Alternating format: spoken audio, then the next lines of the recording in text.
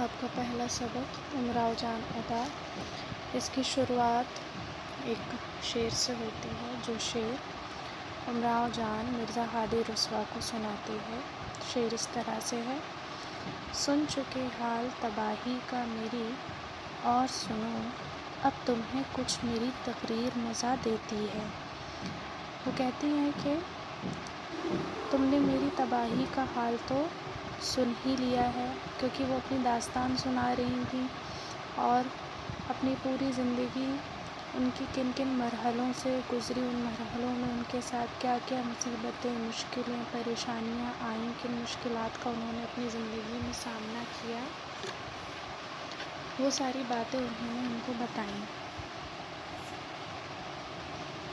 تو ان سب باتوں کو بتانے کے بعد وہ کہتی ہیں کہ میری تباہی کی پوری داستان تو تم سن ہی چکے ہو، اب تم یہ بتاؤ کہ کیا تمہیں کچھ میری تقریر مزہ دیتی ہے، یعنی کہ میری ساری پریشانیاں اور مشکلات کی داستان سننے کے بعد اب تمہیں قرار مل گیا، یا میری جو تقریر ہے، جو میں نے باتیں تمہیں بتائی ہیں، وہ تمہیں مزہ پہنچا گئی، کیا تمہیں وہ سب سن کے اچھا لگا؟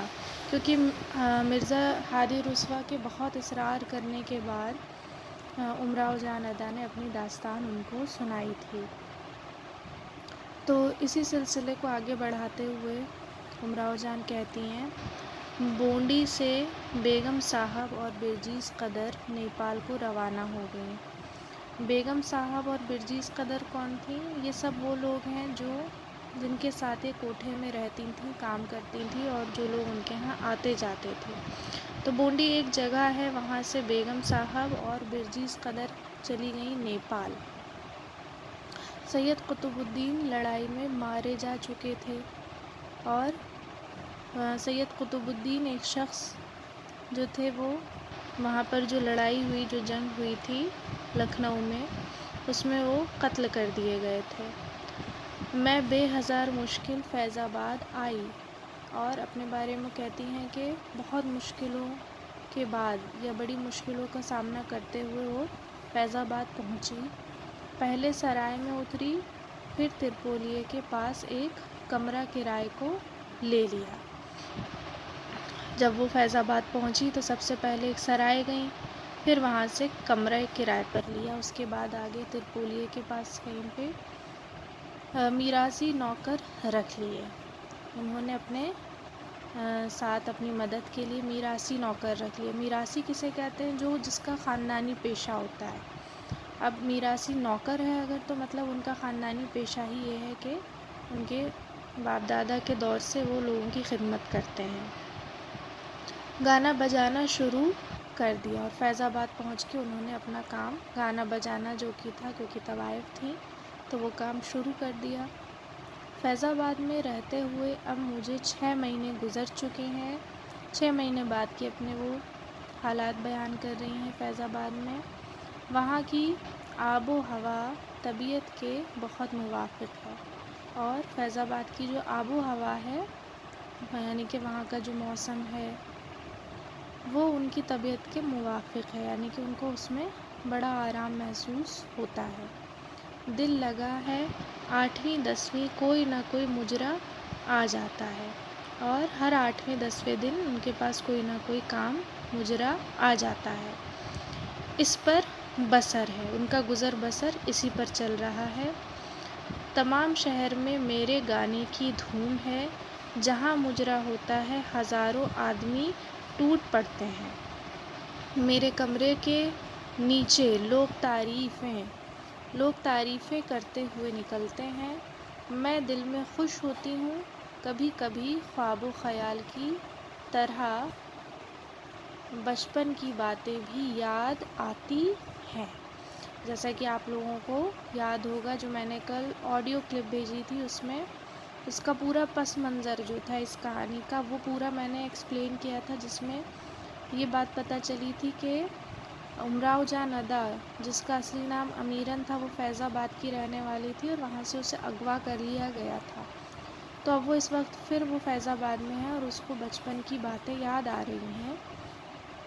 اور اس کے ساتھ ہی دل میں ایک جوش سا پیدا ہوتا ہے، مگر انتزاع سلطنت، غدر، برجیس قدر، یہ سب سانحِ آنکھوں کے سامنے گزر چکے ہیں۔ لیکن کیا ہے کہ اس نے سلطنت بھی دیکھی، غدر بھی دیکھا، اور اپنے ساتھ جو لوگ کام کرتے تھے ان کو بھی، ان کے ساتھ ایک بڑا وقت بھی گزارا، جو پچھلا گزرا ہوا وقت تھا ان کا، وہ سب بھی ان کی آنکھوں کے سامنے گزر جاتا ہے، یعنی کہ بار بار وہ باتیں بھی انہیں یاد آتی ہیں۔ کلیجہ پتھر کا ہو گیا ہے۔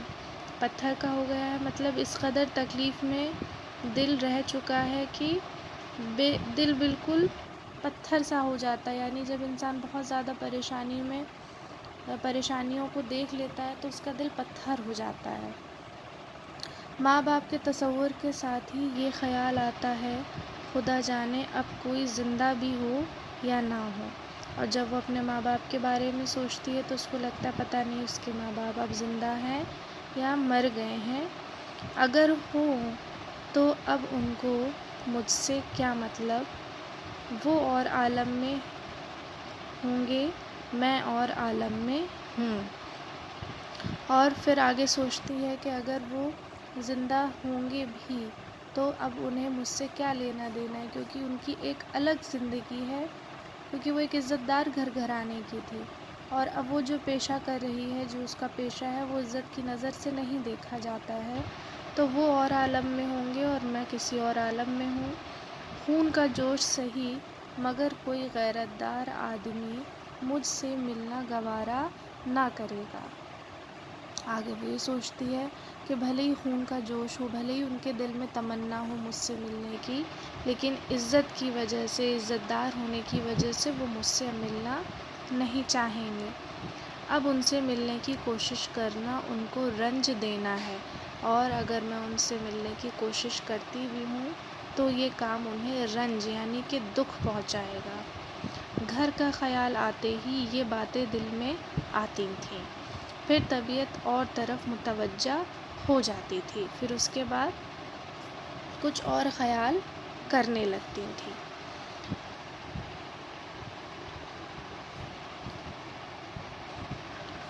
لکھنؤ کی یاد اکثر ستاتی تھی، مگر جب انقلاب کا خیال آتا تھا دل بھر جاتا تھا۔ اب وہاں کون ہے، کس کے لیے جاؤں، خانم جیتی ہیں تو کیا ہوا، ان سے اب کیوں کر بنے گی۔